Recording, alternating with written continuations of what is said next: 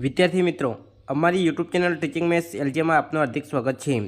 વિદ્યાર્થી મિત્રો, ધોરણ 12માં વિષય મનોવિજ્ઞાન જે એચએસસી બોર્ડ પરીક્ષા લેવામાં આવે છે તેને અનુલક્ષીને અહીં પ્રેક્ટિસ પેપર એટલે કે મોડેલ પેપર બનાવેલ છે, તેનું આજે આપણે સંપૂર્ણ સોલ્યુશન કરીશું। જો વિદ્યાર્થી મિત્રો તમે પૂરેપૂરો વિડીયો જોશો તો તમને પૂરેપૂરો ખ્યાલ આવશે અને જે બોર્ડની પરીક્ષા આવે છે તેમાં પણ તમને ખૂબ જ મદદરૂપ બનશે। મિત્રો, તમે ચેનલમાં નવા હો અને ચેનલને સબસ્ક્રાઈબ કરવાની બાકી હોય તો ચેનલને સબસ્ક્રાઈબ કરવા વિનંતી, જેથી તમને જે નવી અપડેટ આવે છે તે અપડેટ મળતી રહે। હવે વધુ સમય ન લેતા આપણે પેપર જોઈશું। વિભાગ એ અહીં પ્રત્યેક પ્રશ્ન 1 ગુણમાં પૂછાય છે અને 20 ગુણમાં પૂછાય છે। તેમાં પહેલો પ્રશ્ન છે, બાહ્ય જગતનું નિરીક્ષણ કેટલા ભાગોમાં વહેંચાય છે? તો એ જવાબ આવશે એ 3 ધ્યાન, સંવેદન અને પ્રત્યક્ષીકરણ।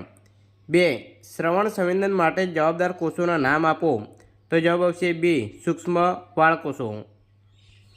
3 એક ઉદ્દીપકને મળતા આવતા બીજા ઉદ્દીપકને સમજવું એટલે શું? તો જવાબ આવશે બી ઉદ્દીપક સામાન્યીકરણ। 4 કારક અભિસંધાનનો ખ્યાલ કોણે આપેલો છે? જવાબ આવશે સી સ્કિર।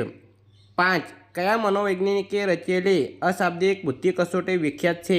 જવાબ આવશે સી રેવન। 6 પ્રતિભા સંપન્ન વ્યક્તિઓનો અભ્યાસ ઈસવીસન 1925માં કોણે શરૂ કર્યો હતો? જવાબ આવશે સી ટર્મન। 7 કોના મત મુજબ મનોવલણો ચોક્કસ વ્યક્તિ, વસ્તુ કે પરિસ્થિતિ પ્રત્યેની માનસિક તત્પરતા છે? જવાબ આવશે એ વોલપોર્ટ। 8 કોના પ્રયોગોથી સાબિત થયું કે મનોવલણમાં સહેલાઈથી પરિવર્તન લાવી શકાતું નથી? તો જવાબ આવશે ડી નોર્મન અને સિલ્વર। 9 કયા પ્રકારના મનોભારથી સ્થિતિમાં વ્યક્તિનું પ્રત્યક્ષીકરણ મર્યાદિત બને છે? જવાબ આવશે ડી આપેલ પૈકી એક પણ નહીં।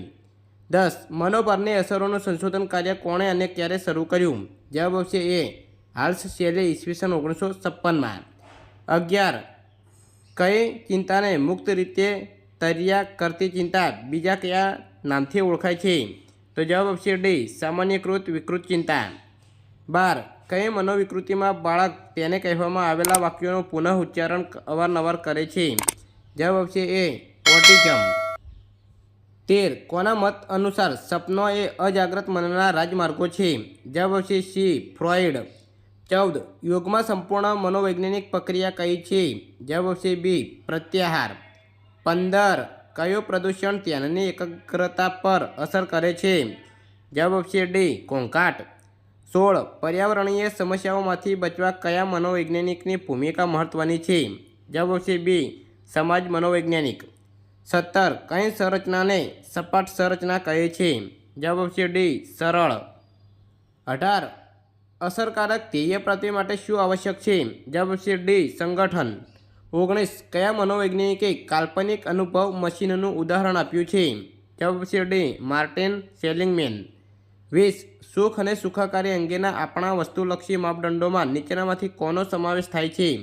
જવાબ આવશે સી આવક। તો વિદ્યાર્થી મિત્રો, વિભાગ એ અહીં 20 ગુણમાં એમસીક્યુ પ્રકારના પ્રશ્નો પૂછાય છે તે પૂરો થાય છે। વિભાગ બી જેમાં 10 ગુણમાં પ્રશ્નો પૂછાય છે અને પ્રત્યેકનો 1 ગુણ હોય છે। 21 ધ્યાનનો આધાર કોના પર છે? જવાબ ધ્યાનનો આધાર પસંદગીયુક્ત ઉદ્દીપકો પ્રત્યેની એકાગ્રતા પર છે। 22 પ્રશિષ્ટ અભિસંધાન અંગેનો પ્રયોગ કોણે કરેલો હતો? જવાબ તો રશિયન શરીરશાસ્ત્રી ઇવાન પેટ્રોવિચ પાવલોવે અભિસંધાન અંગેનો પ્રયોગ કરેલો હતો। 23 આરપીએમનું પૂરું નામ લખો। જવાબ આરપીએમનું પૂરું નામ છે રેવન્સ પ્રોગ્રેસિવ મેટ્રિક્સ। 24 સમૂહ માધ્યમના નામ જણાવો। જવાબ વર્તમાનપત્રો, television, mobile, WhatsApp, Facebook, Google, Twitter વગેરે સમૂહ માધ્યમો છે। 25 મનોભાર સામે આપવામાં આવતી શારીરિક પ્રતિક્રિયાનું ઉદ્ભવ સ્થાન કયું છે? જવાબ મનોભાર સામે આપવામાં આવતી શારીરિક પ્રક્રિયાનું ઉદ્ભવ સ્થાન મગજમાં આવેલું હાઇપોથેલેમસ છે, જેને મનોભારના કેન્દ્ર તરીકે ઓળખવામાં આવે છે। 26 વર્તનવાદના પ્રણેતા કોણ હતા? જવાબ આવશે જેબી વોટસન। 27 સલાહની વ્યાખ્યામાં કયા 3 સામાન્ય તત્વો જોવા મળે છે? તો જવાબ 1 સલાહાર્થી, 2 સલાહકાર અને 3 પારસ્પરિક આંતરક્રિયા। 28 ચામડીના કેન્સરનું પ્રમાણ વધવાનું કારણ કયું છે? જવાબ પૃથ્વીને રક્ષણ પૂરું પાડનાર ઓઝોનનું પડ પાતળું થવાને કારણે કેન્સરનું પ્રમાણ વધી રહ્યું છે. 29 કાર્ય વિશ્લેષણ એટલે શું? જવાબ કાર્ય વિશ્લેષણ એટલે કોઈ કાર્યમાંના વિવિધ કાર્યોનું વિસ્તૃત વર્ણન કરવું. 30 લગ્ન જીવનના અંતથી શેમાં ખોટ પડે છે અને ઘટાડો થાય છે? જવાબ લગ્ન જીવનના અંતથી સંગાત, હૂંફ, પ્રેમ, લાગણી અને આવેગિક સમર્થનમાં ખોટ પડે છે અને આર્થિક સ્ત્રોતમાં ઘટાડો થાય છે. વિભાગ સી જેમાં 20 ગુણમાં પ્રશ્નો પૂછાય છે અને પ્રત્યેકનો 2-2 ગુણો આપવામાં આવે છે. 31મો પ્રશ્ન ધ્યાનના લક્ષણો જણાવો. જવાબ તો વિદ્યાર્થી મિત્રો અહીં જવાબ આપેલો છે તે તમે જોઈ શકો છો. તો વિદ્યાર્થી મિત્રો આ રીતે 2-2 ગુણમાં પ્રશ્નોના જવાબ લખવાના હોય છે. 32 નેત્રમણીનું અનુકૂલન એટલે શું? જવાબ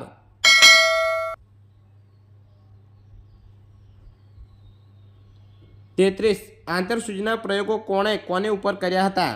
જવાબ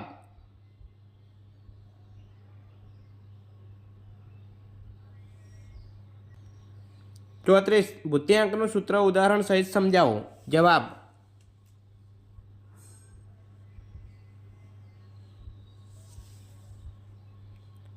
35 સમૂહ મધ્યમ એટલે શું? જવાબ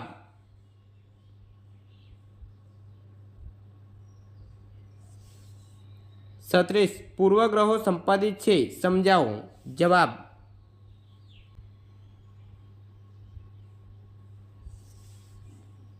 37 મનો પરના ઉદ્ભવ સ્થાનો જણાવો.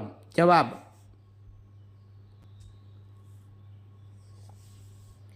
38 અંતઃસ્ત્રાવી ગ્રંથિની અસમતુલતામાંથી ઉદ્ભવતી વર્તન વિકૃતિઓ જણાવો. જવાબ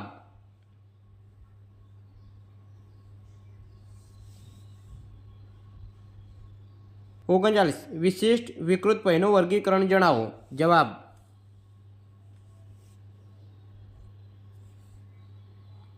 40 યોગનો અર્થ સ્પષ્ટ કરો.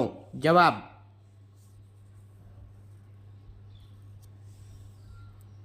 41 વર્તનોપચારમાં કઈ કઈ પ્રયુક્તિ વપરાય છે તેના નામ આપો. જવાબ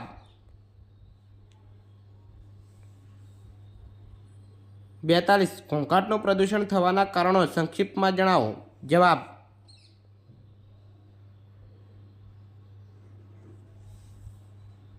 43 સમચોરસીય સંરચના કયા અસરકારક નીવડે છે? જવાબ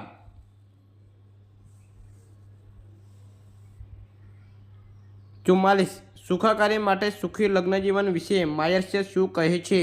જવાબ વિદ્યાર્થી મિત્રો અહીં વિભાગ સી પૂરો થાય છે જેમાં 2-2 ગુણના પ્રશ્નો પૂછાય છે. હવે આગળ વિભાગ ડી આવે છે તે વિભાગ ડી જોઈશું. તો અહીં વિભાગ ડી છે તેમાં 30 ગુણમાં પૂછાય છે અને પ્રત્યેક પ્રશ્નના 3-3 ગુણ આપવામાં આવે છે. હવે 45મો પ્રશ્ન આપેલો છે કે શ્રવણ સંવેદનની વિગતવાર સમજૂતી આપો. આ પ્રશ્ન ચેપ્ટર નંબર 1માંથી આપેલ છે. તો વિદ્યાર્થી મિત્રો અહીં સોલ્યુશન કરીશું તો લોંગ પ્રશ્નો છે એટલે વિડીયો લાંબો બની જશે, માટે અહીં કયા પ્રશ્ન કયા ચેપ્ટરમાંથી પૂછાયેલા છે તે તમને જણાવેલ છે. તમે તમારા પાસે જે મટીરિયલ હોય તેમાંથી તમે તૈયાર કરી શકો છો. અહીં 46મો પ્રશ્ન છે કે થોર્નડાઇકનો પ્રયોગ સમજાવો. આ પ્રશ્ન ચેપ્ટર નંબર 2માંથી પૂછાયેલ છે. તો વિદ્યાર્થી મિત્રો આ જે મોસ્ટ આઈએમપી પ્રશ્નો અગાઉની પરીક્ષામાં પૂછાઈ ગયેલા પ્રશ્નો છે એટલે તૈયારી તમારી જો સારી છે તો આ પ્રશ્નો પૂછવાની પણ શક્યતાઓ વધુ હોય છે. 47 વેક્સલરની પુખ્ત વયની વ્યક્તિઓ માટેની કસોટી વિશે સંક્ષિપ્ત માહિતી આપો. આ પ્રશ્ન ચેપ્ટર નંબર 3માંથી પૂછાયેલ છે. 48 બાળકો માટેની સ્ટેનફર્ડ બિનેની બુદ્ધિ કસોટીની સમજૂતી આપો. આ પ્રશ્ન ચેપ્ટર નંબર 3માંથી પૂછાયેલ છે. 49 મનોવલણ ઘડતરને અસર કરતા પરિબળો દર્શાવી કોઈ એકની ચર્ચા કરો. આ પ્રશ્ન ચેપ્ટર નંબર 4માંથી પૂછાયેલ છે. 50 મનો પરના ઉદ્ભવ સ્થાનો જણાવી કોઈ એકની સમજૂતી આપો. આ પ્રશ્ન ચેપ્ટર નંબર 5માંથી પૂછાયેલ છે. 51 માનસિક સ્વાસ્થ્યનું સ્વરૂપ સમજાવો.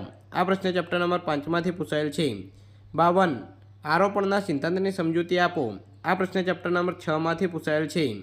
53 મનોપચારની પ્રક્રિયાના તબક્કા જણાવો. આ પ્રશ્ન ચેપ્ટર નંબર 7માંથી પૂછાયેલ છે. 54 સ્વપ્ન વિશ્લેષણ પદ્ધતિની સમજૂતી આપો. આ પ્રશ્ન ચેપ્ટર નંબર 7માંથી પૂછાયેલ છે. 55 પર્યાવરણને બચાવવાના ઉપાયો તરીકે સ્વૈચ્છિક સાદગીની સમજૂતી આપો. આ પ્રશ્ન ચેપ્ટર નંબર 8માંથી પૂછાયેલ છે. 56 માનવ વર્તન પર ઘોંઘાટ અને હવાના પ્રદૂષણની અસરો વર્ણવો. આ પ્રશ્ન ચેપ્ટર નંબર 8માંથી પૂછાયેલ છે. 57 જરૂરિયાતોનો સિદ્ધાંત સમજાવો. આ પ્રશ્ન ચેપ્ટર નંબર 9માંથી પૂછાયેલ છે. 58 પશ્ચિમી સંસ્કૃતિ અને સુખાકારીની સમજૂતી આપો. આ પ્રશ્ન ચેપ્ટર નંબર 10માંથી પૂછાયેલ છે. તો વિદ્યાર્થી મિત્રો, અહીં વિભાગ ડીમાં 3 ગુણમાં પ્રશ્નો પૂછાય છે. હવે વિભાગ એ જોઈશું તો વિભાગ અહીં એ આપેલો છે, તેમાં 20 ગુણમાં પૂછાય છે અને પ્રત્યેક પ્રશ્ન 5-5 ગુણમાં પૂછાય છે. તેમાં 59મો પ્રશ્ન છે કે પ્રત્યક્ષીકરણમાં સંગઠનના નિયમો સમજાવો. આ પ્રશ્ન એ ચેપ્ટર નંબર 1માંથી પૂછાયેલ છે. 60 સંવેદન ગ્રાહકોના વર્ગોની સમજૂતી આપો. આ પ્રશ્ન ચેપ્ટર નંબર 1માંથી પૂછાયેલ છે. 61 અનુકરણાત્મક શિક્ષણ ઉદાહરણ આપી સમજાવો. આ પ્રશ્ન ચેપ્ટર નંબર 2માંથી પૂછાયેલ છે. 62 પ્રશિષ્ટ અભિસંધાનના મૂળભૂત ખ્યાલો સવિસ્તાર સમજાવો. આ પ્રશ્ન ચેપ્ટર નંબર 3માંથી પૂછાયેલ છે.